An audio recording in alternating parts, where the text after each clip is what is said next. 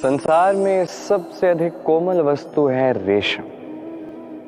ये रेशम इतना अधिक कोमल होता है कि इसका पूरा का पूरा थान मात्र एक हाथ में समा जाता है। कभी सोचा है कि ये रेशम बनता कैसे? एक कीट की लार से रेशम बनता है। ये कीट उस रेशम को घुमाता जाता है, घुमाता जाता है, घुमाता जाता है और धीरे धीरे उसी में फंसता चला जाता है। अंततः उसकी सुंदर अमूल्य रचना रेशम का धागा, इसका निर्माण पूर्ण हो जाता है, किंतु उसी में ये स्वयं को बंदी पा लेता है। अपने ही मायाजाल के बंदी गृह में स्वयं ही फंस जाता है। अब इस धागे को उपयोग में लाने के लिए इन कीटों को उनके कवच के साथ उबलते हुए जल में डाला जाता है। इस संसार में यदि हमारे स्वप्न इस संसार का दुख हरने के लिए, इस संसार में सुख बांटने के लिए है, तभी हमारी प्रगति होगी। यदि हमारे ये स्वप्न मात्र हमारे लिए है, स्वार्थ के लिए है, तो ये स्वप्न हमें अंधा कर देंगे, हमें अंधकार की ओर ले जाएंगे और हम भी बन जाएंगे उस कीट की भांति, अपने ही माया जाल में फंसते चले जाएंगे और अंत में हमें प्राप्त होगा तो केवल एकांत, अंधकारमय मृत्यु। तो स्वप्न अवश्य बुनिए, किंतु इस प्रकार मत बुनिए कि उसके बंदी गृह में आप स्वयं ही फंस जाएं। स्वप्न देखें विस्तार के, परमार्थ के, सबके उद्धार के, ना कि अंधकार के। कुछ व्यक्ति सदैव व्यतीत रहते हैं, कहते हैं कि दूरियों के कारण उनका प्रेम समाप्त हुआ। कुछ ऐसे भी व्यक्ति हैं जो कहते हैं कि दूरियों से ही प्रेम बढ़ता है। कुछ कहते हैं पास आने से प्रेम बढ़ता है। पर सत्य यह है कि दूरियां इस प्रेम को मापने का कोई उपकरण है ही नहीं। पपीहे को देखिए, समस्त वर्ष ये प्रतीक्षा करता है कि वर्षा हो और उसकी प्यास बुझ जाए। वर्षा की बूंदों के अतिरिक्त वो कोई और जल ग्रहण ही नहीं करता। अब बताइए कि इन दूरियों के कारण उनका प्रेम समाप्त हुआ?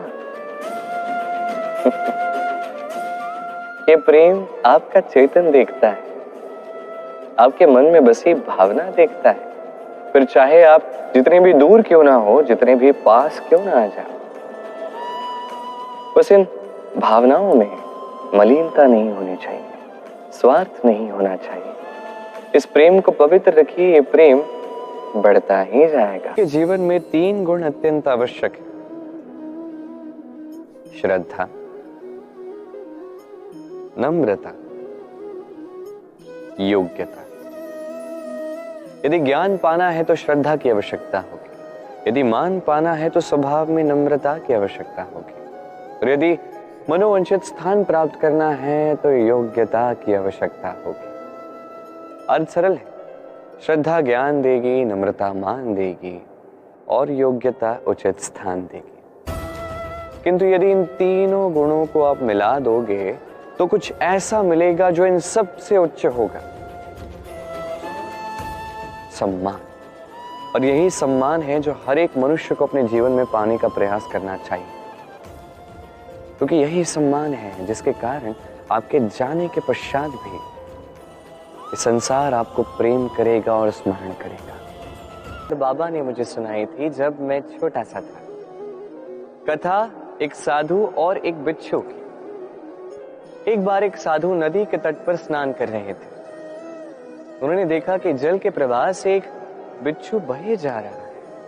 उसके प्राण बचाने के लिए उन्होंने उसे उठा के तट पर रखने का प्रयास किया, किंतु जैसे ही उन्होंने बिच्छू को उठाया, बिच्छू ने उन्हें काट लिया। साधु ने पुनः प्रयास किया, उसे उठाया, बिच्छू ने पुनः उन्हें काट लिया। वो पुनः प्रयास करने गए, तभी शिष्य ने उनसे पूछा कि आप क्या कर रहे हैं गुरुदेव? ये सब क्या है? आप उसी के प्राण बचाने का प्रयास कर रहे हैं जो आप ही को काट रहा है। गुरुदेव ने उत्तर दिया कि वो बिच्छू होकर अपना कर्म कर रहा है, अपनी प्रवृत्ति, अपना व्यवहार बदल नहीं रहा, तो मैं साधु होकर क्यों बदलूं? इसका तात्पर्य सरल है। संसार में कुछ ऐसे लोग होंगे जो बुरे होंगे, दुष्ट होंगे, और कदाचित वो कभी नहीं बदलेंगे, कभी उनमें परिवर्तन नहीं आएगा। और इसका अर्थ ये नहीं कि हम अपना कर्म करना छोड़ दें, हम अपना प्रयास करना छोड़ दें। जी नहीं, हमें तो करना ही होगा, क्योंकि इतिहास गवाह है ये प्रयास इस संसार की धारा को ही बदल देते हैं। सोचिए, ये जंगली घास यदि इस तृण के आसपास होगी तो क्या होगा? क्या चावल उग पाएंगे, फूलेंगे, फलेंगे? क्या हम इसे ग्रहण कर पाएंगे? कदापि नहीं। ये जंगली घास इस तृण का नाश कर देगी, किंतु स्वयं जीवित रहेगी। यही आज की सीख है। संसार में यदि आप सदाचार के मार्ग पर चलना चाहते हैं, उचित कर्म करना चाहते हैं, संसार की सेवा करना चाहते हैं, तो जंगली घास जैसे व्यक्तियों से दूर रहना ही आवश्यक है। वो व्यक्ति जो दुराचारी हैं, जो मिथ्या से भरे हैं, जिनका दुष्ट व्यवहार है, जिनमें अनेक दुर्गुण हैं, ये उचित नहीं है। ये व्यक्ति जिनका चरित्र अत्यंत दुष्ट होता है, ये अच्छे चरित्र के व्यक्तियों को या तो नष्ट कर देते हैं या तो अपने जैसा बना देते हैं। इसलिए यदि आप सदाचार के मार्ग पर चलना चाहते हैं, इस संसार के लिए कुछ शुभ करना चाहते हैं, तो उसी संगत में रहिए। वो संगत जो ज्ञानी हो, जिनमें अनेक सद्गुण हो, प्रतिदिन जिनसे आप कुछ न कुछ सीख सको, ऐसे व्यक्तियों के साथ जीवन व्यतीत कीजिए। दुराचारियों से दूर रहिए, तभी ये मन प्रसन्न होकर कहेगा, राधे राधे।